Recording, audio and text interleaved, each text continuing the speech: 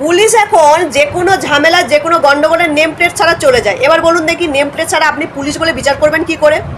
যে কোনো ড্রেস বাজার থেকে কিনেও তো পরতে পারে। যাদবপুর ইউনিভার্সিটি যখন ঝামেলা হচ্ছে, যেখানে যাদবপুর ইউনিভার্সিটিকে বাঁচানোর জন্য বাইরের গুন্ডা দাদাগিরির হাত থেকে স্টুডেন্টরা যখন তাদের যাদবপুর ইউনিভার্সিটি রক্ষা করার জন্য তারা যখন যাদবপুরের সামনে গিয়ে দাঁড়িয়েছে, কারণ এবিভিপি রাত্রিবেলা ওরা গন্ডগোল করে পরের দিন সকালবেলা যখন ওরা আন্দোলন করতে বেরিয়েছে, এবিপি ছাত্র বলা তো ভুল, ওরা কারা ভগবান জানে, 35 বছর 40 বছরের বুড়ো মালগুলো, তখন পুলিশ তাদেরকে না আটকে যাদবপুর ইউনিভার্সিটির স্টুডেন্টদেরকে আটকানোর চেষ্টা করছে, তাও নেম প্লেট ছাড়া। পুরুষ পুলিশ মহিলাদের গায়ে হাত তুলছে, বুঝতে পারছেন? যেখানে মেয়েদের গায়ে পুরুষ পুলিশ কিনা হাত তুলছে, যেখানে মহিলা পুলিশ নেই এবং নেম প্লেট ছাড়া। সিপিআইএম নেত্রী দীপশিতা ধর কি বললো আপনারা একটু শুনুন, তাহলেই বুঝতে পারবেন। নাটক শুরু হয়েছে, দিল্লি থেকে শিখে এসেছেন যে নেম ট্যাগ ছাড়া আমরা চলে আসবো। ছাত্রছাত্রীদের আন্দোলন মানে নেম ট্যাগ থাকবে না, নেম ট্যাগ না থাকলে অ্যাকাউন্টেবিলিটি থাকে না। পুলিশ তখন মহিলাদের উপর আক্রমণ করবেন, পুরুষ পুলিশ মহিলাদের উপর আক্রমণ করবেন। আজকেও হয়েছে, আমরা দেখেছি। ছোট্ট ছোট্ট বাচ্চা মেয়েরা, আপনাদের সন্তানের বয়সী, ওরা একজন মহিলা পুলিশ নেই, পুরুষ পুলিশ তাদের উপর আক্রমণ করেছেন। আমরা আপনাকে বলছি, যদি নিজের মনের মধ্যে এখনো এতটুকু মানবতা বেঁচে থাকে, ইউনিফর্মটা তো ওপরে পরেন, ইউনিফর্মের নিচে তো এখনো মানুষ নাকি, রক্ত মাংসের মানুষ। বাড়িতে গিয়ে ইউনিফর্মটা খুলে তো বাড়ির ছোট্ট মেয়েটার মুখের দিকে তাকাবেন। যদি শরীরের মধ্যে এখনো একটু মানুষের রক্ত বেঁচে থাকে, তাহলে পুলিশের মতো ব্যবহার করুন, বিজেপির পাঁচাটা কুত্তার মতো ব্যবহার করবেন না, বিজেপির পাঁচাটা দলালদের মতো ব্যবহার করবেন না। কি বলেছিলাম আমরা এখানে?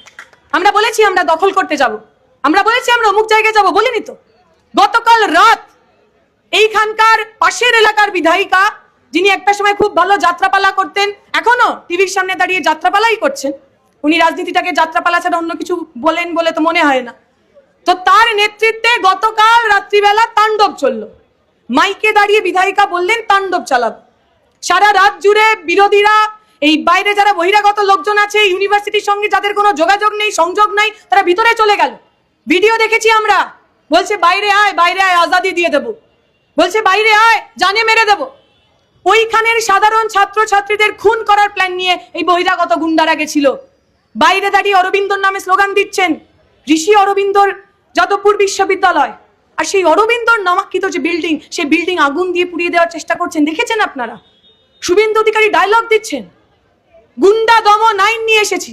আচ্ছা, যে গুন্ডাগুলো আপনার পাবলিক প্রপার্টি, আপনার ইউনিভার্সিটি বিল্ডিং, তাকে জ্বালিয়ে দেওয়ার চেষ্টা করলো, যার ভিডিও আমরা সবার চোখের সামনে দেখলাম, তার বিরুদ্ধে এখনো পুলিশ কোনো সুও মোটো কগনিজেন্স দিল না কেন? একজনের বিরুদ্ধে গুন্ডা দমন ধারায় একটাও মামলা রুজু হলো না কেন?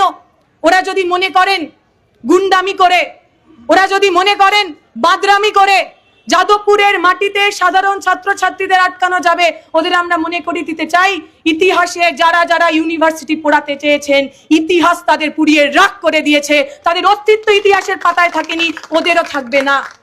আজকের দিনের ঘটনা, আমরা বলেছিলাম আমরা একেবারে শান্তিপূর্ণ এখানে অবস্থান হবে। কারা এসেছেন এখানে? মালিনী এসেছেন। কে মালিনী দি? পশ্চিমবঙ্গের বুকে দাঁড়িয়ে যে একজন মানুষ সঠিকভাবে সঠিক নির্বাচনে মমতা ব্যানার্জিকে হারিয়েছিলেন, তার নাম মালিনী দি। যাদবপুরের অধ্যাপিকা, আমাদের সব্বার, আমাদের অভিভাবক মালিনী দি আজকে এই সভায় এসেছেন। মালিনী দিকে ভয় পান আপনারা? এখানে এসছে ক্লাস 10-এর একটা বাচ্চা, আমি ওর নাম নেব না, একা একা এসেছে। ওর বাড়ির লোক কেউ পার্টি পলিটিক্স করে না, কিন্তু মনের মধ্যে কোথাও মনে হয়েছে এই ইউনিভার্সিটিটাকে বাঁচানো ওর দায়িত্বও এসেছে। আমরা কি করতে এসেছি এখানে? লুটপাট করতে এসেছি, চুরি করতে এসেছি, ডাকাতি করতে এসেছি? আসিনি। আমাদের ভাই বোন যাদেরকে আপনারা গতকাল রাত্রি নিরাপত্তা দিতে পারলেন না, তাদের নিরাপত্তা হয়ে এসেছিলাম। আমরা কি আপনাদের সঙ্গে ঝামেলা করিনি তো? শুরুতে আপনারা প্রমিস করেছিলেন যে এবিভিপির মিছিলকে আপনারা এগোতে দেবেন না। আমরা বলেছিলাম ঠিক আছে, আমরাও এখানে রয়েছি। যখন আমরা শুনলাম ওদের মিছিল এগোচ্ছে, আমরা তখন আপনাদের সঙ্গে কথা বলতে গেছিলেন। আপনারা কি করেছেন? লাঠি চালিয়েছেন আমাদের ওপর, মহিলাদের ওপর আক্রমণ করেছেন। সব ভিডিও আছে, যা যা আপনারা করেছেন, কোন কোন পুলিশ কোথায় কোথায় ছিল, সব আমাদের ভিডিও আছে, ভুলে যাবেন না। আর এটা মনে রাখবেন, মমতা ব্যানার্জিরা ভাবতেন, তৃণমূলরা ভাবতেন তারা যতদিন বেঁচে আছেন ততদিন সরকারে থাকবেন, নির্বাচন হয়ে যাবার পর তাদের আর খুঁজে পাওয়া যায়নি, 15 বছরের মধ্যে লোপাট হয়ে গেছেন। আমরা বলছি বিজেপি সরকারও কিন্তু বেশি দিন থাকবে না। যাদেরকে আজকে কলার ধরছেন, যে বাচ্চাগুলোর গায়ে আজকে হাত দিচ্ছেন, কদিন পর আপনাদের সবাইকে স্যালুট করতে হবে, এই কথা আমরা আপনাকে মনে করিয়ে দিতে চাই। পশ্চিমবঙ্গের মাটিতে, যাদবপুরের মাটিতে গণ আন্দোলন সাধারণ খেটে খাওয়া মানুষের যে আন্দোলন, সেই আন্দোলনকে দমানো যায়নি, যাবে না। আর যিনি এমএলএ আছেন তাকে বলবো, তিনি বলেছেন যে যাদবপুর ইউনিভার্সিটি নাকি তিনি সার্জিক্যাল স্ট্রাইক করবেন। আগে সার্জিক্যাল স্ট্রাইক বানানটা, সার্জিক্যাল স্ট্রাইক করতে গেলে কি কি করতে হয় সেগুলো পড়ে আসুন। জেনারেল বডি মিটিং কি, সেটা খায় না মাথায় দেন, সেগুলো পড়ে আসুন। আর যদি খুব আপনার মনের মধ্যে কনফিডেন্স থাকে, যাদবপুরে আমরা আরেকদিন একটা জেনারেল বডি মিটিং করব, আপনার সঙ্গে সাধারণ ছাত্রছাত্রীরা তর্ক করবেন। যদি বুকের পাটা থাকে, আমাদের চ্যালেঞ্জ গ্রহণ করুন, যুক্তিতে তর্কে আমাদের সঙ্গে লড়তে আসুন, আমরাও দেখাবো আসলে পাবলিক ফান্ডেড ইউনিভার্সিটি, গরিব ছেলেমেয়েরা যেখানে কম পয়সায় নিজের মেধাকে, নিজের জ্ঞানকে, নিজের বুদ্ধিকে এবং নিজের দিমাগকে শার্প করতে পারে, তার জোর কতটা। যে মানুষ আমাদের কথা শুনতে পাচ্ছেন, পথ চলতি মানুষ, এবং এখানে গদি মিডিয়ার বিভিন্ন লোকজন যারা নানা ধরনের অপপ্রচার করার চেষ্টা করছেন, তাদের সবাইকে বলে রাখছি, কিছুক্ষণ আগে পুলিশের একটা ক্যামেরা আপনাদের হাত থেকে পড়ে গেছিল, আমরা সেটা আপনাকে ফিরিয়ে দিয়েছি। সেটা আমাদের জেস্চার, সেটা আমাদের দুর্বলতা নয়। আগামী দিনে আপনারা যদি আমাদের লাঠির বাড়ি মারেন, সেটারও কিভাবে ফিরিয়ে দিতে হয় আমাদের জানা আছে, প্রয়োজন হলে সেটাও আমরা করে দেখাতে পারি।